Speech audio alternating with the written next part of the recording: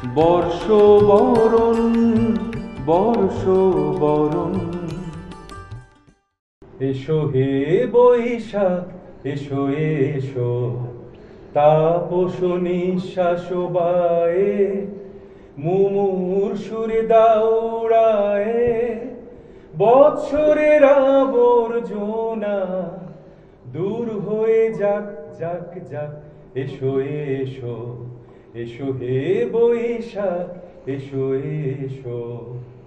নমস্কার, আমি সঙ্গীত শিল্পী সঙ্গীত পরিচালক অংশুমান চট্টোপাধ্যায়। আজকে কবিতাঙ্গনের বর্ষবরণ উৎসবে, যেটা চ্যানেল ভিশন নিবেদন করছে, তাতে আপনাদের সবাইকে স্বাগত জানাই।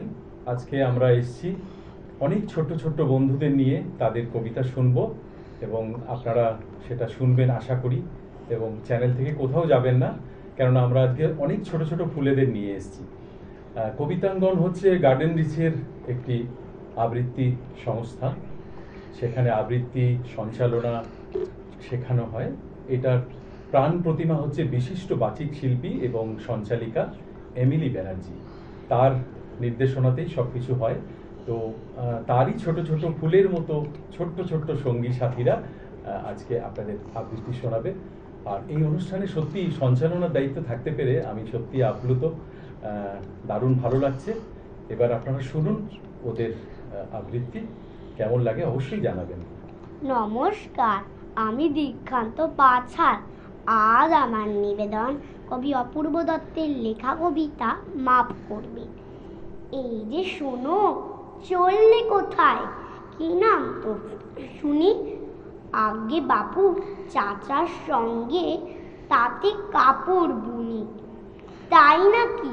বেশ, কোথায় থাকো, কোন ক্লাসে পড়ো? আগে পেরায় আমার মাথায় হয়তো একটু বড়। আরে বাবা, বলছিলাম কি, ধান পেকেছে গম, কাজ করি ওই চা দোকানে, মাইনে খুবই কম, কি জ্বালাতন। আচ্ছা ছাড়ো, নাম শুনেছ পেলের? তাল গাছে কি ওটা সহজ? বাবা, যা তেল তেলে গাছের কথা কে বলেছে? নামটা জানো আটের?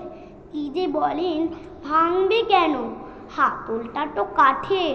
থাকবে বাপু, ঘাট হয়েছে, জল দেখি এক গেলাস। ঠিক বলেছে, বছরই উঠবো সাতের কেলাস। দোহাই বাবা, এবার থামো, ঢের হয়েছে ঢের। ভালো নাম তো হাফিজ আলী, মা ডাকে শামসের। আচ্ছা বাবা আচ্ছা, এবার বাড়ির দিকে হাঁটো। মাফ করবেন, আপনি কি স্যার কানে একটু খাটো? নমস্কার। নমস্কার, আমার নাম সন্ন্যাশ্রী দাস। কবি কাজী নজরুল ইসলামের নবাট নামটা পাঠ। এক একে এক, বাবা কোথায় দেখ। দুই একে দুই, নেই কো একটু শুই। তিন একে তিন, উফ গেছি আলপিন। চার একে চার, ওই ঘরে আচার। পাঁচ একে পাঁচ, ওই দেখ কুলের গাছ। ছয় একে ছয়, বাবা গুড বয়। সাত একে সাত, পণ্ডিত মশাই কাঁত। আট একে আট, আমি বড় লাট। নয় একে নয়, আর একটু ভয়। দশ একে দশ, বাবা আফিস ব্যাস। নমস্কার। নমস্কার, আমার নাম অমৃত সাধুখা। আজ আমার নিবেদন সুচিকিৎসা, কবি সুকান্ত ভট্টাচার্য। বদ্রীনাথের সর্দি হলো কলকাতাতে গিয়ে, আচ্ছা করে জোলাপ নিল নসিনাকে দিয়ে। ডাক্তার এসে বলল কেসে বড়ই কঠিন ব্যামো, এসব কি সুচিকিৎসা? আরে আরে রামো, আমার হাতে পড়লে পরে এক্স রে করে দেখি রোগটা কেমন, কঠিন কিনা আসল কিংবা মেকি। থার্মোমিটার মুখে রেখে সাবধানেতে থাকুক। আইস ব্যাগটা মাথায় দিয়ে একটা দিন তো রাখুক। ইঞ্জেকশন নিতে হবে, অক্সিজেনটা পরে, তারপরেতে দেখবো এ রোগ থাকে কেমন করে। পল্লী গ্রামের বদ্রীনাথ অবাক হলো ভারী, সর্দি হলেই এমন তর ধন্য ডাক্তারি। নমস্কার। নমস্কার, আমার নাম মিশিকা চৌধুরী। প্রশ্ন, কবিগুরু রবীন্দ্রনাথ ঠাকুর। মা গো, আমায় ছুটি দিতে বল, সকাল থেকে পড়েছি যে মেলা। এখন আমি তোমার ঘরে বসে করব শুধু পড়া পড়া খেলা। তুমি বলছো দুপুর এখন সবে, না হয় যেন সত্যি হলো তাই। একদিনও কি দুপুর বেলা হলে বিকেল হলো মনে করতে নাই? আমি তো বেশ ভাবতে পারি মনে, সূর্যি ডুবে গেছে মাঠের শেষে, বাগদি বুড়ি চুবড়ি ভরে নিয়ে শাক তুলেছে পুকুর ধারে এসে। আধার হলো মাদার গাছের তলা, কালি হয়ে এলো দিঘির জল। হাটের থেকে সবাই এলো ফিরে, মাঠের থেকে এলো চাষির দল। মনে কর না উঠলো সাজের তারা, মনে কর না সন্ধে হলো যেন। রাতের বেলা দুপুর যদি হয়, দুপুর বেলা রাত হবে না কেন? নমস্কার। তাহলে আমাদের ছোট ছোট ক্ষুদে বন্ধুদের উপস্থাপনা নিশ্চয়ই আপনাদের ভালো লেগেছে। তো ওরা এত কষ্ট করে আবৃত্তি পরিবেশন করলো, সেই জন্য কবিতাঙ্গনের পক্ষ থেকে ওদেরও তো কিছু উপহার দিতে হয়। তাই শংসাপত্র এবং মেডেল কবিতাঙ্গনের পক্ষ থেকে আমি ওদের হাতে তুলে দিচ্ছি। দীক্ষান্ত পাছাল আমাদের ছোট্ট ক্ষুদে বন্ধু, তারপরে স্বর্ণাশ্রী দাস, অমৃক সাধু খাঁ আর মিশিকা চৌধুরী, এদের শংসাপত্র এবং মেডেল।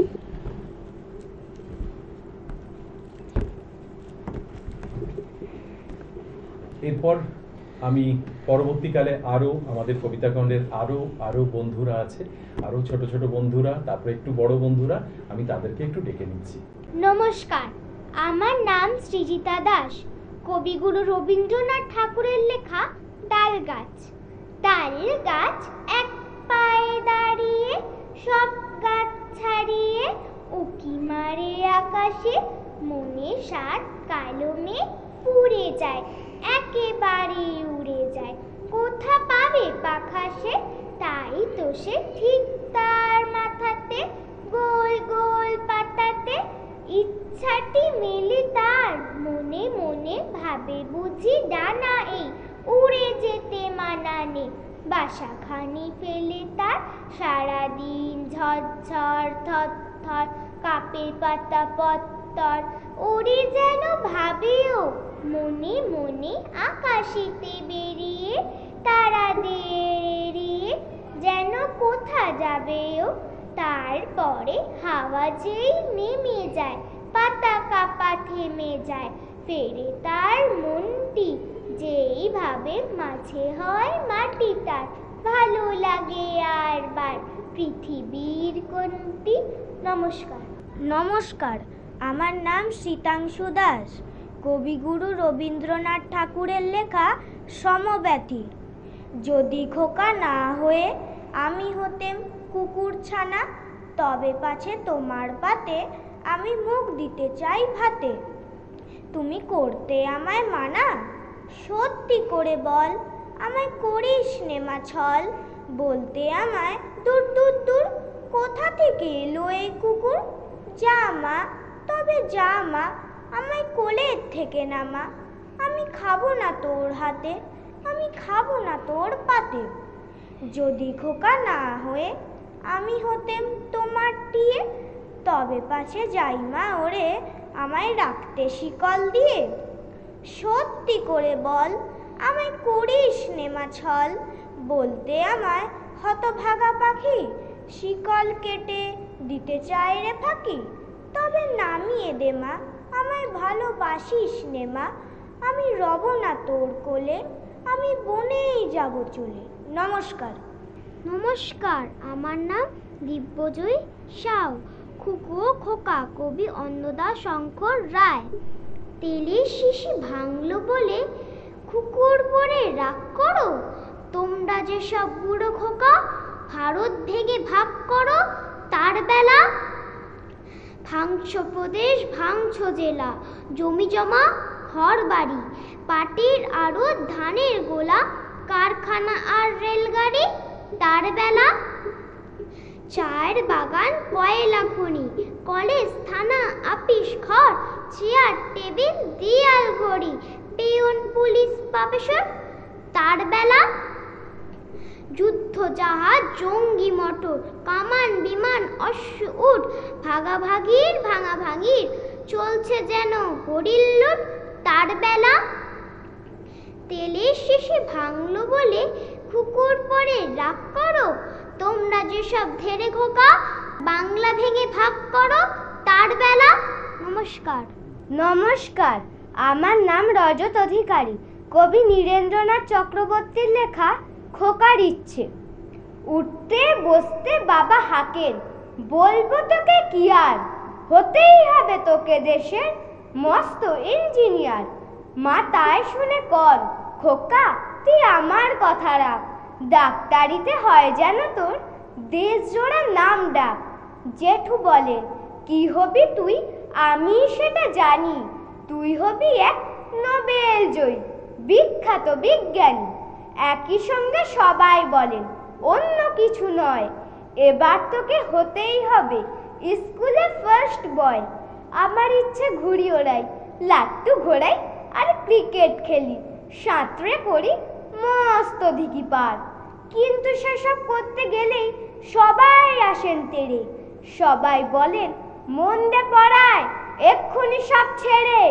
কি আর বলবো, এখন আমার অবস্থাটাই এই, লেখা পড়ায় দিন কেটে যায়, কিচ্ছু খেলা নেই। এক একজনের এক এক ইচ্ছে, সবাই দিচ্ছে তারা, তার ফলে ভাই আমার নিজের ইচ্ছে গেছে মারা। নমস্কার। তাহলে বন্ধুরা, আপনাদের নিশ্চয়ই ভালো লাগলো। এত সুন্দর সুন্দর ছোট্ট ছোট্ট শিশুদের মতো কি সুন্দর আবৃত্তি করলো, তাই না? তো ওদের একটু তো কিছু উপহার দিতেই হয়।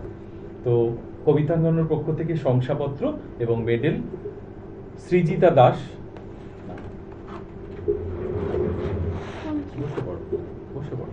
শীতাংশু দাস, দিব্যজয়ী সাউ আর রজত অধিকারী। Thank you. এরপর আমরা আরো কিছু খুদে বন্ধুদের ডেকে নিই, তাদের আবৃত্তি শুনি। নমস্কার, আমার নাম আর্যহী দাস। কবি সুকুমার রায়ের লেখা ঠিকানা। আরে আরে জগমোহন, এসো এসো এসো, বলতে পারো কোথায় থাকে আদ্যনাথের মেশো?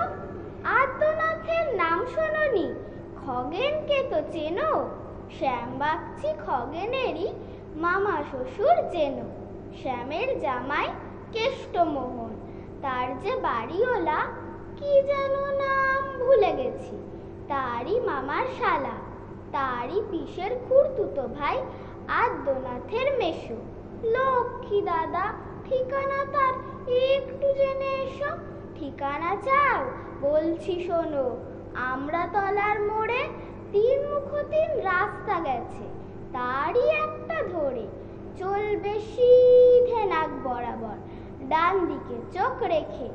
চলতে চলতে দেখবে শেষে রাস্তা গেছে বেঁকে, দেখবে সেথায় ডাইনে বাঁয় পথ গিয়েছে কত, তারই ভিতর ঘুরবে খানিক গোলক ধাঁধার মতো।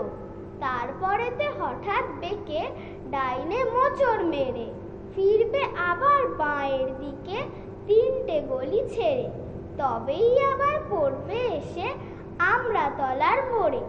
তারপরে যাও যেথায় খুশি, জ্বালিও না কোমরে। নমস্কার। নমস্কার, আমার নাম সাগ্নিক সামন্ত। লাফিং ক্লাব, কবি দেবব্রত দত্ত। রামগরুরের ছানাদেরও হাসতে হলো শেষে, হাসি নাকি অসুখ সারায় গোমরা মুখর দেশে।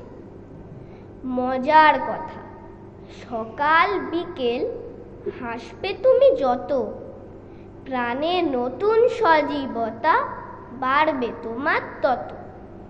কিংবা ধরো ঠোঁটটি টিপে হাসলে মৃদু হাসি, হাতির মতন পারবে খেতে খাবার রাশি রাশি।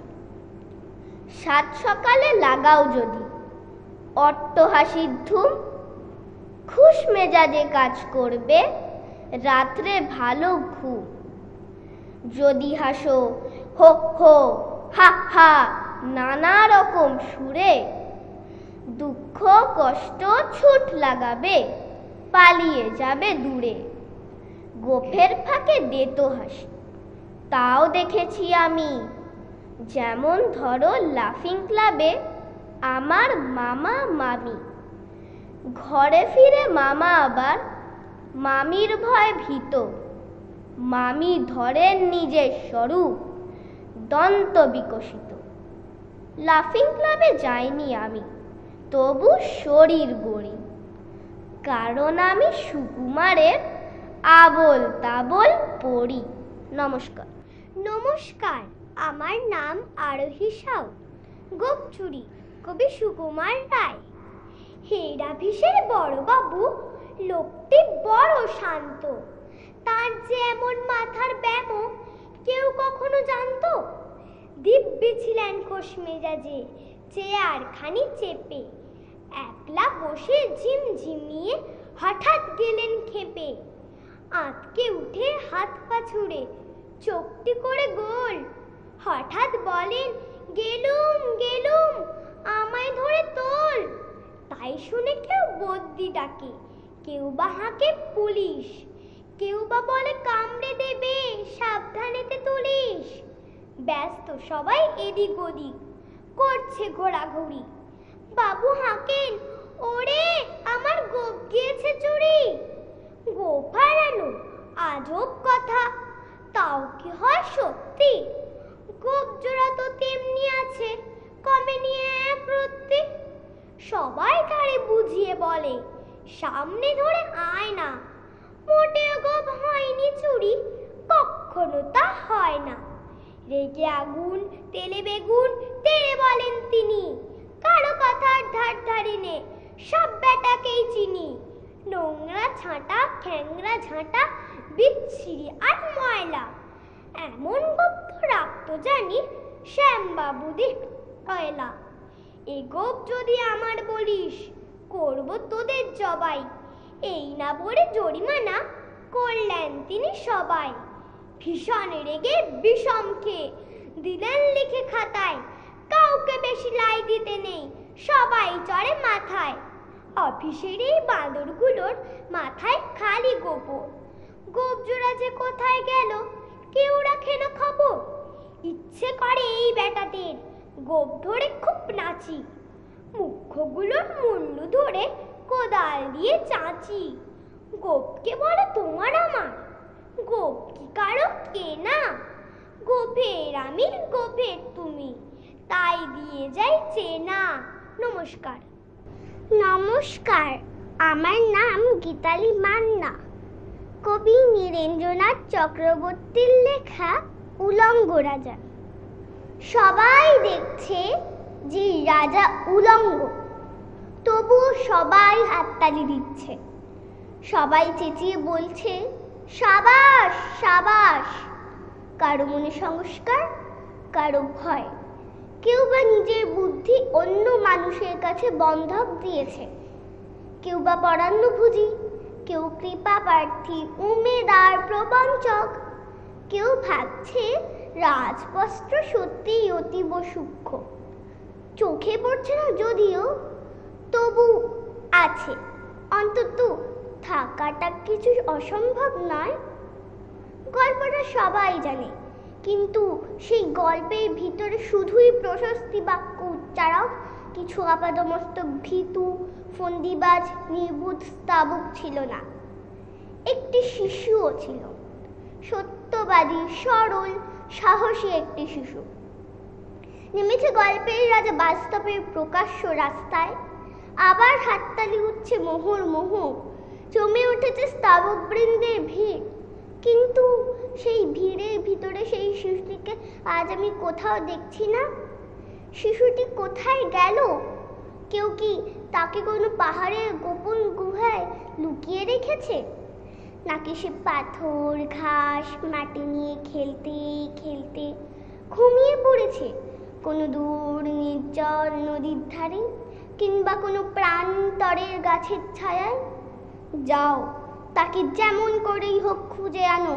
সে একবার এই উলঙ্গ রাজার সামনে নির্ভয় দাঁড়াক। সে একবার এই হাততালির ঊর্ধ্বে গলা তুলে জিজ্ঞাসা করুক, রাজা, তোর কাপড় কোথায়? নমস্কার। আমরা কি সুন্দর সুন্দর আবৃত্তি শুনলাম। এরা কত সুন্দর সুন্দর কবিতাগুলো বলছে। এদের যে শিক্ষিকা এমিলি ব্যানার্জি, তাকে সত্যিই ধন্যবাদ দিতেই হয়। এত সুন্দর করে এদের শিখিয়েছে। আপনাদেরও নিশ্চয়ই ভালো লেগেছে সবার মতোই। তো আমরা একটু শুভ কামনা করি, ভালোবাসা জানাই, যাতে এরা অনেক অনেক বড় হোক। আর কবিতাগণের পক্ষ থেকে একটু শংসাপত্র আর মেডেল দিয়ে ওদের একটু উৎসাহ দেওয়া। প্রথমে আর্যহী দাস, সাগ্নিক সামন্ত, এটা তোমার। আরোহী সাউ, এটা তোমার। এই যে ছোট্ট বন্ধু গীতালি মান্না, নাও, এটা তোমার। হ্যাঁ, আচ্ছা। এই পর্বের আমরা এখানেই শেষ করব এবং আমরা পরবর্তী পর্বে আরও কিছু বন্ধুদের আবৃত্তি আমরা শুনব তাদের। আর আপনাদের বলা রইল, যদি এই অনুষ্ঠান আপনাদের ভালো লেগে থাকে আপনারা অবশ্যই ফোন করে জানাবেন, এবং আপনাদের যদি ইচ্ছা করে যে একটু আবৃত্তি, একটু গান, একটু নাচ, আমাদের বর্ষবরণ উৎসব এটা চলবে, এটা আমরা কন্টিনিউ করব, বর্ষবরণ যে অনুষ্ঠানটা আমরা করছি। তো পরবর্তী যে পর্বগুলোতে আসবে সেগুলোতে নাচ, গান, আবৃত্তি তিনটেতেই যদি কারুর কেউ থাকেন, কেউ যদি তারা চান যে এই অনুষ্ঠানে অংশগ্রহণ করবেন, তারা অবশ্যই স্ক্রিনে একটা নম্বর দেওয়া আছে, দেখুন যে ফোন নাম্বার দেওয়া আছে, সেই ফোন নাম্বারে যোগাযোগ করে অবশ্যই আপনারা যোগাযোগ করতে পারেন এবং অংশগ্রহণ করতে পারেন। আজকের মতো এখানেই শেষ করলাম এই পর্ব। পরবর্তী পর্বে আরও কিছু বন্ধু, আরও কিছু আবৃত্তি, গান, নাচ। নমস্কার। বর্ষবরণ, বর্ষবরণ।